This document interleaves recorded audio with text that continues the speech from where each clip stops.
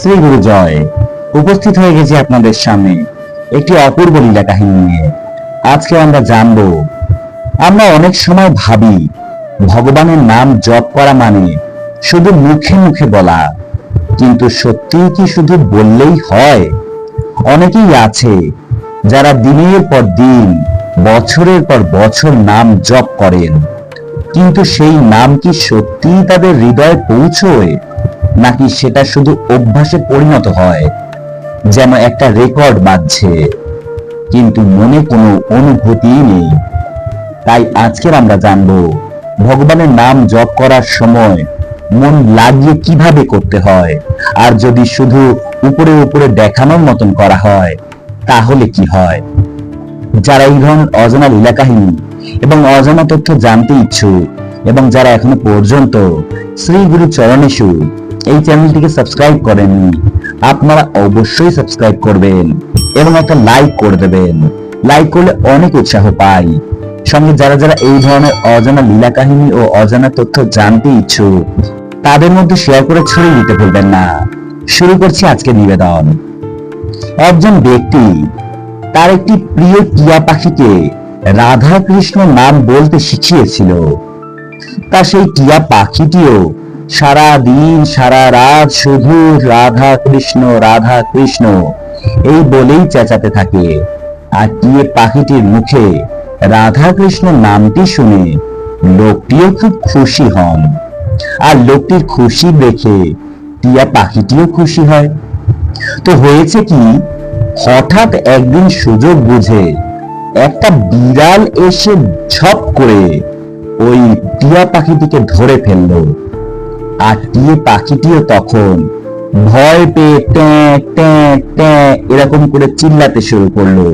দেখুন, যেই টিয়া পাখিটি সারা দিন সারা রাত 24 ঘন্টা শুধু রাধা কৃষ্ণ এই বলে রেকর্ড করা গানের মতো চিল্লাতো, আর সেই টিয়া পাখিটি যখন বিপদে পড়ল, তখন রাধা কৃষ্ণের নাম ভুলে গিয়ে সে অন্য শব্দ জপ করতে শুরু করলো।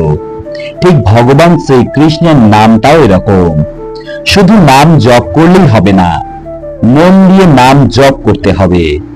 আমি নাম জপ করলাম, গীতা পাঠ করলাম, আর আমার মন পড়ে থাকলো অন্য আরেক জায়গায়, তাহলে কিন্তু ওই নাম জপ, গীতা পাঠ করার কোনো মূল্য থাকলো না।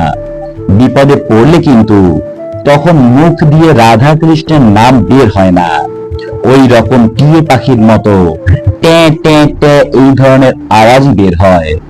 এই জন্য সাধু মহাপুরুষগণ তারা বলেছেন সর্বদা সৎসঙ্গ করতে। সাধুর সঙ্গে থাকলে মন আর অসৎ দিকে যায় না।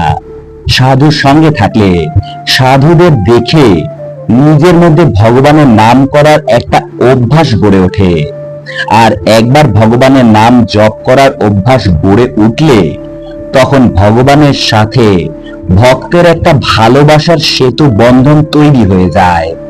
এই ঘটনা আমাদের একটা খুব গভীর শিক্ষা দেয়।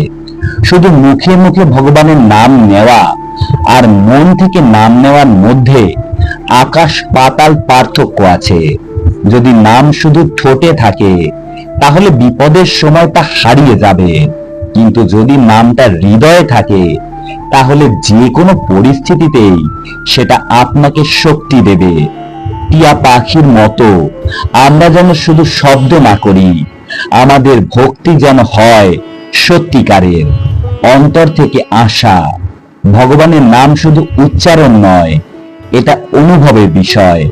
যতক্ষণ না মন থেকে নাম জপ করা হয় ততক্ষণ তার আসল শক্তি প্রকাশ পায় না। আজকে এইটুকুই, পরের দিন আবার উপস্থিত হয়ে যাব নতুন কোন অজানা লীলা কাহিনী বা অজানা তথ্যের সঙ্গে। ততক্ষণ কিন্তু শ্রী গুরু চরণেষু এই চ্যানেলটিকে সাবস্ক্রাইব করতে ভুলবেন না, এবং যারা যারা এই ধরনের অজানা লীলা কাহিনী ও অজানা তথ্য জেনে সমৃদ্ধ হবেন তাদের মধ্যে কিন্তু শেয়ার করে ছড়িয়ে দিতে ভুলবেন না। ততক্ষণ সকলে অনেক ভালো থাকবেন, সুস্থ থাকবেন। দেখা হচ্ছে পরের দিন। শ্রী গুরু জয়। হরে কৃষ্ণ, রাধে রাধে, ওম নমঃ শিবায়। নমস্কার সবাইকে।